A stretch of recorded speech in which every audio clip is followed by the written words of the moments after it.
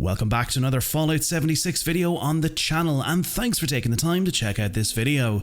Today we're going to be covering some major changes coming to Fallout 76 that are currently being tested over on the Fallout 76 PTS. So be prepared that most of the segments covered in this video will contain spoilers regarding some of the new features and events that are on the way. So if you want to wait until everything has officially been released over on the live servers, then I suggest you turn away now.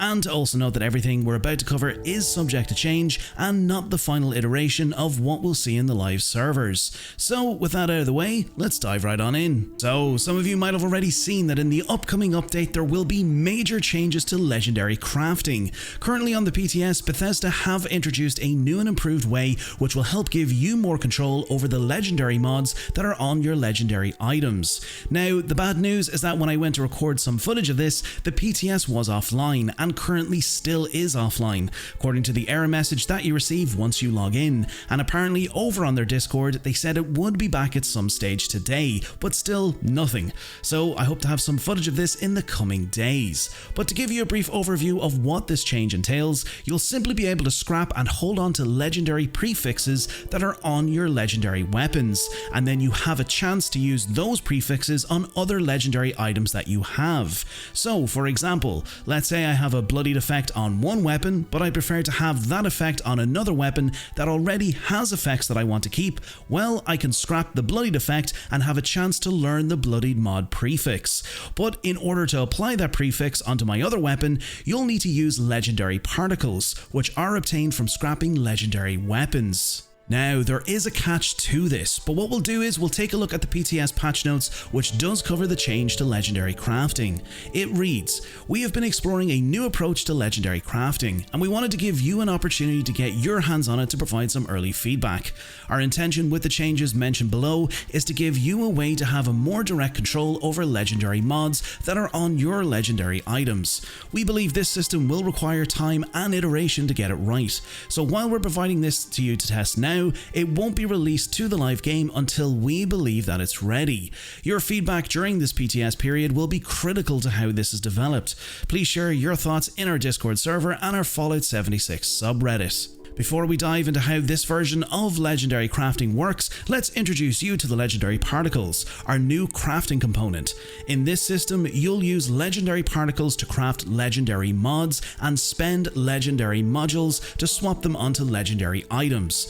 Legendary particles can be obtained by scrapping legendary items at your workbench or trading with other players. These legendary particles can also be stored in your scrap stash. We're still evaluating how we want to manage legendary cores moving forward. Now, let us explain how this system works. Before you can start swapping legendary mods onto your items, you'll need to obtain your desired mod in one of two ways: trading for the mod with another player, or scrapping legendary items with your desired mod on it.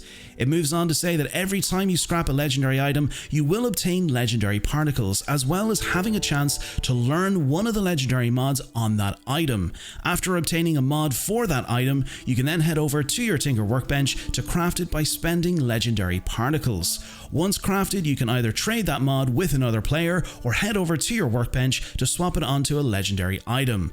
Please note that when you swap a legendary mod onto an item, that item becomes character bound, which makes it untradeable and not droppable in the world. Each time you replace a mod on an item, the cost will increase. As a result of this update, we're also relaxing the legendary mod restrictions on weapons, as we're excited to see you explore the system and find new exciting mod combinations. We appreciate that this is a large change to how you interact with legendary items, but we're eager for you to test this in the system and share your feedback. Tell us what you think about the UI/UX or how it does feel to obtain and craft legendary mods. We want your thoughts on all aspects, so join us in our Discord and share your thoughts. So as you can see, it's not just a simple case of swapping one particular legendary prefix and then placing it on another weapon, because as stated, you'll have a chance to obtain the legendary prefix from scrapping legendary weapons with that particular prefix attached to them, but not a guaranteed chance to learn it straight away, as it might take several attempts before you learn the mod. So in theory, yes, it may take several attempts to scrap weapons with the bloodied prefix attached until you actually have the bloodied mod prefix, but over time this will probably become more and more easier as you can trade legendary mods with other players, but initially within the first month or two it may be a little bit of a grind, and knowing Fallout 76 and its RNG, it'll probably be a big grind. But to sum up, I personally feel that this is an excellent and very welcome change to the entire legendary grind, as this is a feature that players have requested for a very long time. But as Bethesda have stated, this new update may require a bit of time and iteration to get it right, so don't expect this change to come straight away in the next major update for Fallout 76. And in my own opinion, I'd rather they take as much time as they need to get this right before releasing it to the live servers. And just on a little side note, this update to legendary crafting will also apply to legendary power armor and regular body armor, and just to make you aware that this change will also remove the ability to craft legendary variants of the Gauss miniguns, Gauss shotguns, and any weapons or armor pieces that need to be crafted using legendary modules. So when you craft these items now, you'll only craft a standard version of these items without any legendary effects, so be prepared, this update might get very costly. Moving on from that, it looks like another highly requested feature that players have been waiting for is finally coming to Fallout 76, and hopefully in the near future. What I'm talking about is camp pets. Yes, that feature that we thought was coming back in 2021, but then fell under the radar and never got released. As you can see from this roadmap we got back in 2021, camp pets and what was more than likely the new legendary upgrade that's currently in the PTS at the moment, but back then it was going to be called 4-star legendaries, is now finally coming to the game. As you can see from these recently data mined images by Sugarbomb Rads over on Twitter and the Data Miners Discord, we're going to eventually and hopefully be getting pets that we can interact with and keep them at our camps, or who knows, can possibly follow us. As you can see from these images and what appears to be a new emote wheel which will be implemented, we'll be able to give our pets commands and interact with them in different ways. We can see from these emotes which were data mined that we'll be able to pet our pets and possibly give them commands to either follow or stay, but in terms of what pets we can have, it's not entirely certain what the entire list will include. We can only conclude from these data mined images that we'll more than likely have the option to have a dog or a cat at our camp, and quite possibly from this tutorial header, possibly a pet bird and even a deathclaw. Now, it's not entirely clear how we'll be able to go about obtaining these pets, and also note that it'll more than likely be completely different from the current method of obtaining pets in the Wasteland, which you can lure to your camp. But I want to also give a shout out to Sugarbomb Rads for providing these images to the community, and I'll make sure to link their Twitter in the description below, so make sure to head on over and drop them a follow and show your support. At this stage, you're probably already aware that in 2025 we'll finally be able to change our characters to become a ghoul.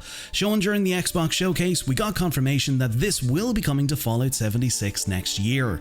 However, in the current iteration of the PTS, these data mine images show us that we'll be getting ghoul perk cards, such as thick skin, your body now takes 10% less damage from ballistic attacks, breathe it in, rad resistance is reduced by 50, united ordeal, when you're in a party with a ghoul character you gain +1 bonus special stats, and arms of steel. Your sturdy arms now allow you to reduce ranged weapon recoil, increasing accuracy by 20%. We also receive these other images which more than likely will be more perk cards that will go along with the ones that we already seen, or could possibly be unique buffs to the ghoul character. This animation was also data mined, which more than likely links directly to the small side quests that players will have to take part in order to change their character into ghouls. And to also note that you'll only be able to change into a ghoul once your character has reached level 50. It looks like the players will have the option to change back to full human form, so it's good to know that once you've changed to a ghoul, your character isn't locked to this playstyle forever. Moving on from that, Mischief Night is finally making a return to Fallout 76. If you're new to the game and didn't know, Mischief Night was the annual Fallout 76 Halloween event, which was unfortunately replaced by the Spooky Scorched event, which we currently have in-game. This event was hosted at the White Springs Resort, in where players had to complete several challenges, or as the title suggests, create mischief around the resort in order to progress the event. As we can see from the patch notes, it states, Mischief Night returns. The event has been revamped and now located at Rapid Camp.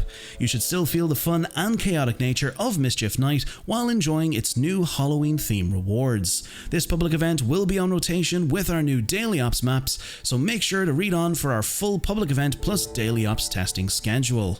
So, once the event finally reaches the live servers, and of course date and time is always subject to change, players will be able to take part again in the iconic Mischief Night. It's also good to know that the event will also bring new Halloween theme rewards, which we will cover in a future video. And finally, some subtle but also some very welcome changes that are on the way is the inclusion of 2 new Daily Ops locations, which will have us heading to the Glass Caverns down in the Cranberry Bog and also the Atlantic City Community Centre.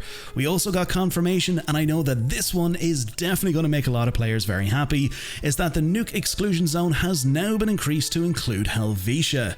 That's right, once this particular change goes live in the live servers, players participating in the seasonal Fasnacht event won't have to worry about getting nuked anymore during the event, which I know will come as a relief to many players. And there you have it, some of the major changes that are on the way to Fallout 76. Again, some of these changes are subject to change, so definitely make sure to log into the PTS over the coming months if you want to copy the game over on Steam, and make sure to try out some of these changes and share your feedback. As I mentioned, we'll have more videos on the way covering the likes of the new legendary crafting system and also covering some of the upcoming seasonal awards and much more. So if you don't want to miss out, and if you enjoyed today's video, make sure to give the video a like and click that bell notification button so you don't miss out on future videos. I want to also say a massive thank you to all of our subscribers here on the channel. Your support has been absolutely incredible, and I can't thank you enough for helping us to get to where we are. And as always, and as a thank you to you, you can use my creator code BTPTS76 for 20% off of any purchase you make over on the Bethesda Gear store. But until next time, Vault Dwellers, stay safe out there in the wasteland, and I'll catch you all in the next video.